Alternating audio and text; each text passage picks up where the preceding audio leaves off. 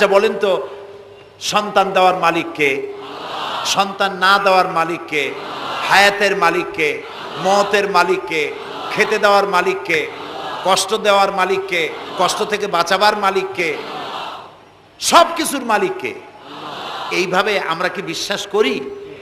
না, সবাই করি না। যারা বলেছেন আমিও বিশ্বাস করি, হ্যাঁ বিশ্বাস আমাদের থাকতে পারে, কিন্তু অনেক লোক আছে এভাবে বিশ্বাস করে না বলেই বিবাহ করেছে, সন্তান হয় না। তখন শাহ আলী বাগদাদি রহমতুল্লাহ আলাইহের মাজারে গিয়া চাইলো আমারে সন্তান দাও, খাজা বাবা সন্তান দাও। অথবা হাইকোর্টের মাজারে বৃহস্পতিবার দিন গিয়ে ভিড় করলো, বাবা সন্তান দাও, অথবা মামলায় পড়েছি বাঁচায় দাও, পরীক্ষা দেবে ছেলে পাস করায় দাও ইত্যাদি। বলেন এরকম? বলে না? জায়েজ নাই, একদম জায়েজ নাই। কাকে বলতে হবে?